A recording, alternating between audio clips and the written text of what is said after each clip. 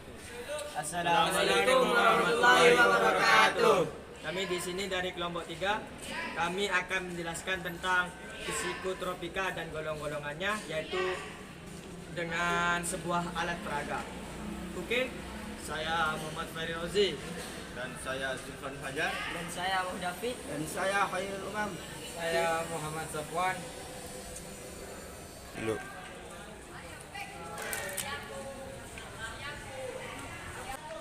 Saya di sini akan menjelaskan tentang psikotropika.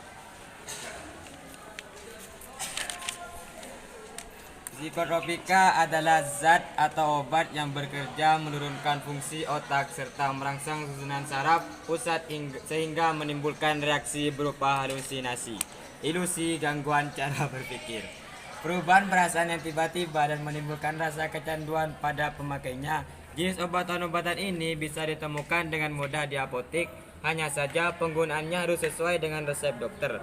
Efek kecanduan yang diberikan pun memiliki kadar yang berbeda-beda, mulai dari berpotensi tinggi menimbulkan ketergantungan hingga ringan. Banyak pengguna yang mengkonsumsi obat-obatan tersebut tanpa izin dari dokter. Meski efek kecanduan yang diberikan termasuk rendah, namun tetap saja bisa berbahaya bagi kesehatan. Data menunjukkan sebagian besar pemakai yang sudah mengalami kecanduan dimulai dari kepuasan yang didapatkan usai mengkonsumsi zat tersebut yang berupa perasaan senang dan tenang. Lama-kelamaan, pemakai mulai ditinggalkan sehingga menyebabkan ketergantungan. Jika sudah mencapai level parah, bisa mengakibatkan kematian. Penyalahgunaan dari obat-obatan tersebut juga bisa terancam terkena hukuman penjara. Karena itulah, meski beberapa manfaatnya sangat baik bagi kesehatan, namun jika berlebih dan tidak sesuai dengan anjuran dokter, bisa menyebabkan efek yang berbahaya. Oke, di sini saya akan menjelaskan tentang pembagian psikotropika. Apakah kalian tahu terbagi menjadi berapa psikotropika? Psikotropika terbagi menjadi 4 golongan, dan saya di sini akan menjelaskan tentang golongan yang ke-1. Oke, langsung saja. Golongan 1. Obat-obatan yang termasuk dalam golongan ini memiliki potensi yang tinggi menyebabkan kecanduan. Tidak hanya itu, zat tersebut juga termasuk dalam obat-obatan terlarang yang penyalahgunaannya bisa dikenai sanksi hukum. Jenis obat ini tidak untuk pengobatan melainkan hanya sebagai pengetahuan saja. Contoh dari psikotropika golongan 1 diantaranya adalah LSD, DOM, ekstasi, dan lain-lain, yang secara keseluruhan jumlahnya ada 14. Dari sekian banyak jenis narkoba yang beredar, maka ekstasi mungil inilah yang paling banyak diproduksi di dalam negeri. Selain dari bahan bakunya mudah dapat, harga jualnya pun bervariasi, mulai dari harga golongan high class eksekutif, selebritis di atas 100.000 hingga harga banting di warung kafe 10.000 per butir. Inex, nama lain ekstasi ini, masih keturunan kandung psikotropika, banyak diperjualbelikan bagai kacang goreng. Pasang ekstasi beredar dalam bentuk tablet dan kapsul dengan ukuran sebesar kancing kerah baju yang berdiri dari berbagai macam jenis. Di antaranya Adam, Eva, Flash, Dollar, Bon Jovi, Mike Tyson, Playboy, Apple, Angel, White, Love, dan lain-lain. Pemakaian zat tersebut memberikan efek halusinasi bagi penggunanya serta merubah perasaan secara drastis. Efek buruk dari penyalahgunaannya bisa menimbulkan kecanduan yang mengarah pada kematian jika sudah mencapai level penuh. Nanti dipinjam aja. Oke, di sini sudah terdapat contoh-contoh dari golongan 1 yang di mana terdapat LSD, dan yang kedua di mana terdapat ekstasi, yang ketiga yaitu jamur sihir, yang keempat yaitu kratom, dan yang terakhir adalah ganja. Oke, saya di sini akan melanjutkan penjelasan dari teman saya, yaitu golongan 2. Golongan 2, psikotropika yang berkhasiat pengobatan dan dapat digunakan dalam terapi dan atau tujuan ilmu pengetahuan, serta mempunyai potensi kuat mengakibatkan sindrom ketergantungan. Contohnya adalah amfetamin, memiliki nama jalan. Set, matte, kristal, wiz. Bentuknya ada berbentuk bubuk, warna putih dan keabuan, dan juga tablet.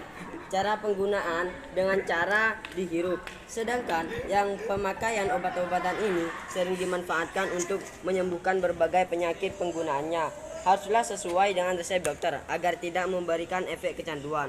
Golongan 2 ini termasuk jenis obat-obatan yang paling sering disalahgunakan oleh pemakaiannya.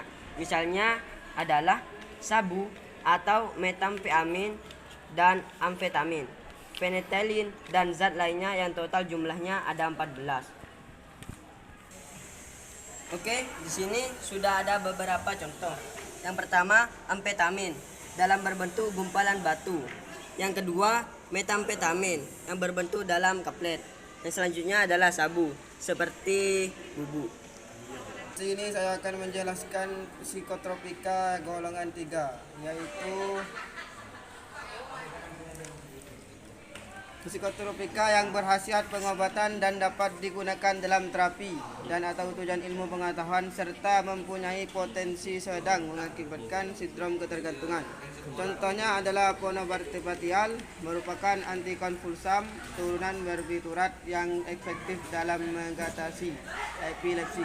Penobarbiturial menekan konteks sensor, menurunkan aktivitas motorik, menyebabkan kantuk, efek sedasi dan hipnotik. Golongan 3 memberikan efek kecanduan yang terhitung sedang, namun begitu penggunaannya harus sesuai dengan resep dokter agar tidak membahayakan kesehatan. Jika dipakai dengan dosis berlebih, kerja sistem juga akan menurun secara drastis. Pada akhirnya tubuh tidak bisa menjaga dan tidur terus sampai tidak bangun-bangun. Menyalahgunakan obat-obatan golongan ini juga bisa menyebabkan kematian. Contoh dari zat golongan 3 diantaranya adalah mogadon, barunafortuna, amorbapital, dan lain-lain yang jumlahnya total ada 9 jenis. Di golongan 3 ini di sini terdapat 3 contoh. Yang pertama adalah puberenoropine, yang kedua adalah amital sodium, dan yang ketiga mogadon 5 mg. Ini saya akan menjelaskan golongan 4. Golongan 4, psikotropika yang berkhasiat pengobatan dan sangat luas, digunakan terapi dan atau untuk tujuan ilmu pengetahuan serta mempunyai potensi ringan mengakibatkan sindrom ketergantungan.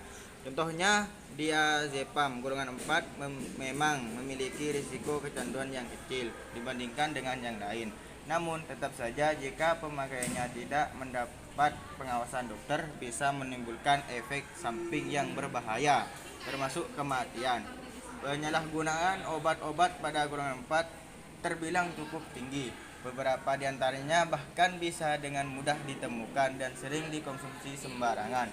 Adapun contoh dari golongan 4 diantaranya adalah Lexotan, pil koplo, sedativa atau obat penenang, hipnotika atau obat tidur, diazepam, nitrazepam, dan masih banyak zat lainnya yang totalnya ada 60 jenis.